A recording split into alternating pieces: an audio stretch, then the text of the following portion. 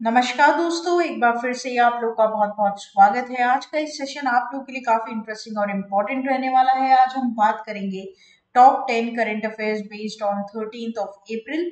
सबसे पहली न्यूज यहाँ पर आ चुकी है आपके और मेरे साथ हमारी स्क्रीन पर। RBI to launch centralised portal Pravaha for licensing and approval applications, right. तो बेसिकली यहाँ पर आरबीआई ने एक पोर्टल लॉन्च किया है प्रवाहा नाम से, जहां पर जो भी एप्लीकेशंस है या फिर कोई मान लीजिए कि कोई फिनटेक प्लेटफॉर्म है, उसे पहले अप्रूवल लेना पड़ता है किसके द्वारा, आरबीआई के द्वारा, कि वो ऑपरेट कर सकते हैं कि नहीं मॉनेटरी ट्रांजेक्शन्स को इंडिया में। तो उस अप्रूवल प्लेटफॉर्म के लिए, फिर उस अप्रूवल एप्लीकेशंस के लिए पोर्टल यहाँ पर जारी किया गया है प्रवाह नाम से, जहां पर वो आरबीआई से क्या ले सकते हैं, परमिशन ले सकते हैं। तो RBI set to introduce a new secured web based portal called Pravah platform for regulatory application and validation and authorisation, right. तो यहाँ पर अथॉरिटी मिलेगी, वैलिडेशन मिलेगी एंड रेगुलेटरी एप्लीकेशन को, aimed at simplifying and streamlining the application processes. The portal will display the time frames for deciding on applications and approvals, lending to greater effectiveness in regulatory processes and making it easier for regulated entities to do business RBI, right? तो basically आपको हमेशा ध्यान रखना है, RBI के पास एक sandbox होता है, ठीक है। ये सैंडबॉक्स एक प्रोसेस का नाम होता है जिसमें जितने भी फिनटेक प्लेटफॉर्म्स होती है या फिर कोई एप्स होते हैं ऐसे जो मॉनेटरी ट्रांजेक्शन इंडिया में करना चाहते हैं, उसे इस सैंडबॉक्स से गुजरना पड़ता है। अब इसमें क्या होता है कि इसमें ये देखा जाता है कि कहीं वो बिल्कुल सिक्योर है या नहीं है। क्या आप अगर अपनी कोई पर्सनल डिटेल्स उस ऐप एप्लीकेशन में इंसर्ट कर रहे हैं तो वो पूरी तरीके से उसको प्रोटेक्ट कर सकता है कि नहीं, उसमें बग्स है या नहीं, बग्स अगर फिक्स किए हुए हैं तो ठीक है, अदरवाइज नहीं है तो उसे फिक्स करने के लिए वापस उसे देना पड़ता है। तो सैंडबॉक्स एक आरबीआई की बनाया हुआ द्वारा प्रोसेस है जहां से जितने भी प्लेटफॉर्म होते हैं, फिनटेक प्लेटफॉर्म या फिनटेक एप्स, उन्हें गुजरना पड़ता है, तब जाकर उसे क्या मिलता है, लाइसेंस मिलता है इंडिया में, ठीक है। तो ये बात आपको समझनी पड़ेगी। क्वेश्चन कैसे बन सकता है, name the centralise portal which is recently launch by RBI for licensing approval application. तो यहाँ पर ध्यान रखना है आपको कि कौन सा नाम यहाँ पर रहेगा उस पोर्टल का। तो बहुत बहुत बहुत इंपॉर्टेंट क्वेश्चन ये बनेगा, करेक्ट हो जाएगा आपका प्रवाह। आगे बात करते हैं न्यूज नंबर 2 के ऊपर।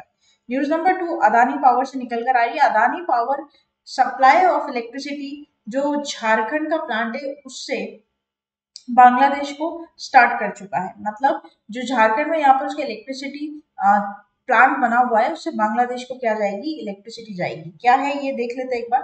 तो Adani power limited, one of India's leading private sector power generation companies, recently open a new power plant इन झारखंड। ये मैंने आपको मेरे करंट अफेयर्स के सेशन में पहले पढ़ा रखा है। तो India this is of the art power plant has have a capacity of 1600 megawatt and it is expected to supply electricity to Bangladesh, right. तो प्लीज ध्यान रखिएगा, ये काफी इंपॉर्टेंट आपके एग्जाम पॉइंट ऑफ व्यू से रहेगा। The power generated by the plant will be transmitted through 400 kilovolt double circuit transmission line that will connect the power plant to the Bangladesh India border. The transmission line is a part of India-Bangladesh Power Interconnection Project, which aims to facilitate the exchange of electricity between two countries. तो यहाँ पर इस power plant के through दो circuit, double circuit transmission line से electricity दी जाएगी। कहाँ पर, इंडिया बांग्लादेश बॉर्डर पर, जिससे पूरे बांग्लादेश में इलेक्ट्रिसिटी यहाँ पर रहेगी, ठीक है। क्योंकि ये पावर इंटरकनेक्शन प्रोजेक्ट का हिस्सा है, ये दोनों कंट्रीज के बीच में यहाँ पर ये एक्सचेंज की जा रही है, फैसिलिटेट की जा रही है इस सर्विस को। क्वेश्चन कैसे बन सकता है, Adani power limited open a new power plant in dash that will supply electricity to Bangladesh.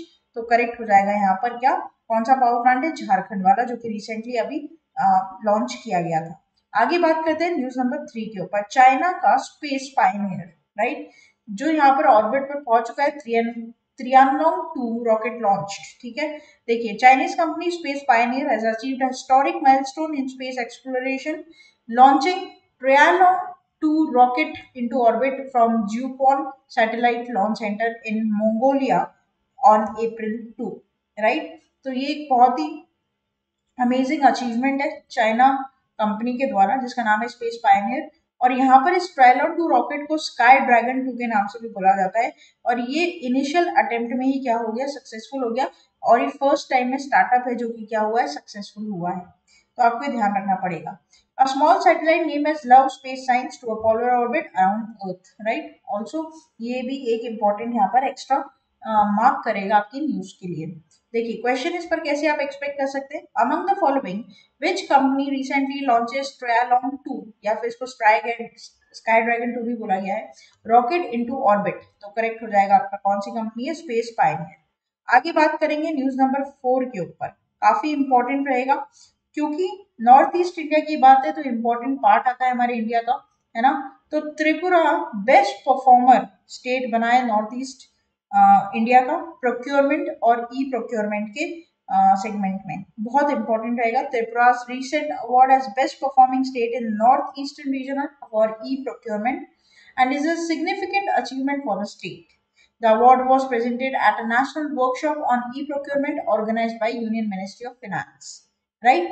तो यहाँ पर इस प्रोक्योरमेंट में सिग्निफिकेंट ट्रांसफॉर्मेशन देखने को मिला है जो कि इस एक्टिविटीज को कंडक्ट किए जाते हैं। साथ ही साथ ई प्रोक्योरमेंट लेकर आएगा ग्रेट एफिशिएंसी को, ट्रांसपेरेंसी को एंड कॉस्ट इफेक्टिवनेस को। यही है आपका क्या, ई प्रोक्योरमेंट। जो नॉर्थ ईस्ट रीजन की बात करें तो सबसे बेस्ट स्टेट यहाँ पर निकल कर आया है त्रिपुरा।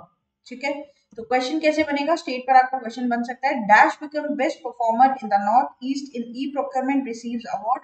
तो 4 ऑप्शन है, करेक्ट हो जाएगा आपका त्रिपुरा, है ना। आगे बात करते हैं न्यूज नंबर 5 की।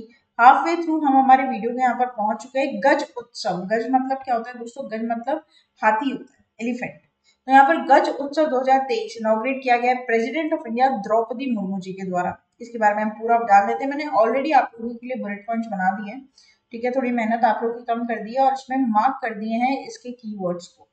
तो Gaj Utsav 2023 is a significant event in India that commemorates the 30th anniversary of Project Elephant, a flagship conservation initiative launched by the Indian government in 1992. The event aims to promote awareness about the conservation of elephants and their habitats, reduce human-elephant conflicts, and to ensure the welfare of captive elephants. The event is being celebrated at Kaziranga National Park, which marks the high population of Asian elephants. ठीक है, जो भी यहाँ पर human elephant conflict है ना, habitat loss है, fragmentation है, पोचिंग होती है एनिमल्स की, ह्यूमन एलिफेंट कॉन्फ्लिक्ट है, इन सभी जो इवेंट्स उनको हाईलाइट और चैलेंजेस यहाँ पर जो फेस करते हैं एलिफेंट्स इंडिया में, उसको प्रोक्योर करने के लिए इस इवेंट को यहाँ पर ऑर्गेनाइज किया गया है। ठीक है, cultural programmes, elephant processions, exhibition, seminars यहाँ पर रखे गए हैं। Though the Gaj Utsav 2023, the Indian government aims to work towards mitigation or mitigating these challenges and ensuring a better future for elephants in India. Question आपका कैसे बनेगा, direct बनेगा, among the following who recently inaugurates Gaj Utsav 2023, तो correct हो जाएगा president of India Draupadi Murmu. आगे बात करते हैं न्यूज नंबर 6 के ऊपर, अपॉइंटमेंट है, काफी इंपॉर्टेंट यहाँ पर रहेगा। तो यहाँ पर दोस्तों बात करेंगे एटीएमए, ठीक है, जो ऑटोमोटिव टायर मैन्युफैक्चरर्स एसोसिएशन है, उसके न्यू चेयरमैन इलेक्ट हुए हैं कौन, अंशुमन सिंघानिया। तो यहाँ पर एटीएमए के न्यू चेयरमैन अनाउंस किए गए हैं Anshuman Singhania, who is currently serving as MD of JK Tyre and Industries Limited, and now he will going to be take a part or took in charge of new chairman for ATM, said Arnab Banerjee, managing director and CEO of C8 Limited, and has taken over as the vice chairman, right? तो यहाँ पर बहुत important है ये news, आपको ध्यान रखनी है, स्टार मार्क कर लीजिएगा। Among the following who appointed as new chairman of tires maker body ATMA, तो करेक्ट हो जाएगा अंशुमन सिंघानिया। आगे बात करते हैं न्यूज नंबर 7 की।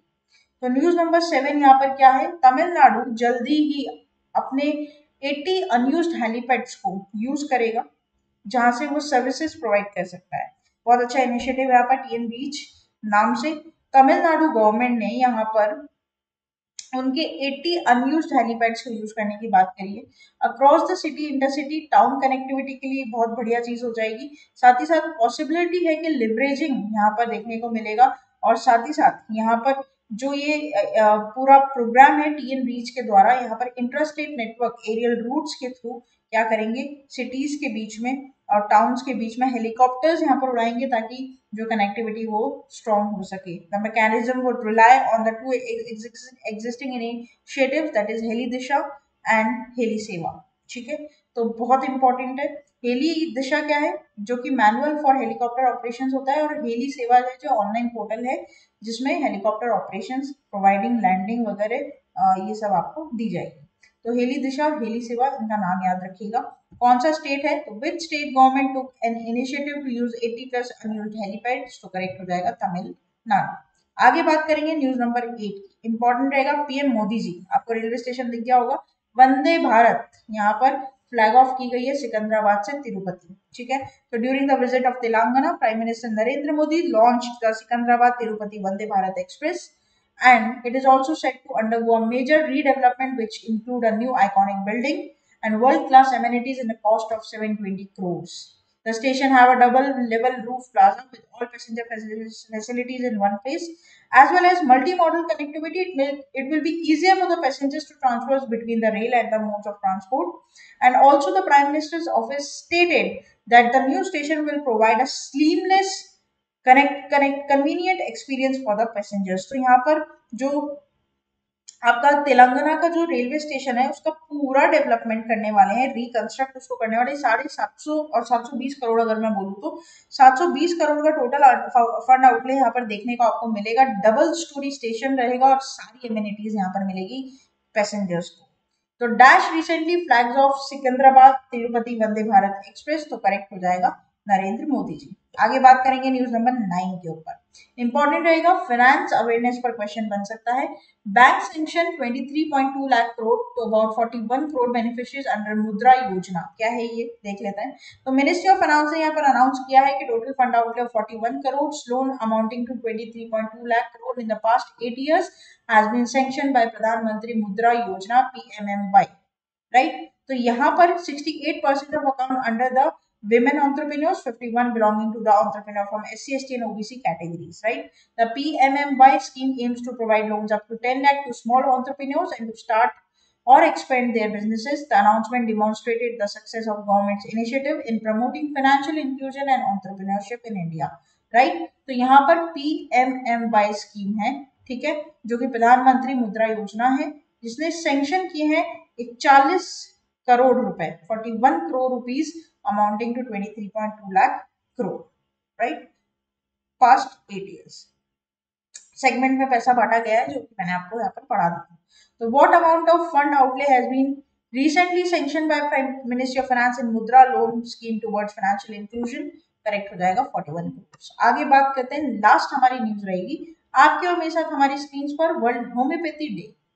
तो इसका सिग्निफिकेंस क्या है, हिस्ट्री क्या है, थीम क्या है, ये बात कर लेते हैं। World homeopathy day every year 10 अप्रैल को मनाया जाता है and it is celebrated to honour the birth anniversary of Samuel Hahnemann, the founder of homeopathy and German physician, and also this year marks the 268th birthday of Samuel, and the focus of World Homeopathy Day is centered around the theme of One Health One Family।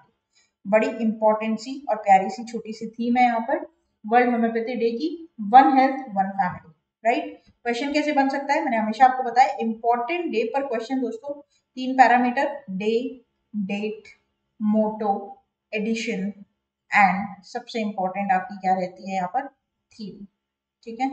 तो world homeopathy day 2023 observe on, तो correct हो जाएगा 10th अप्रैल।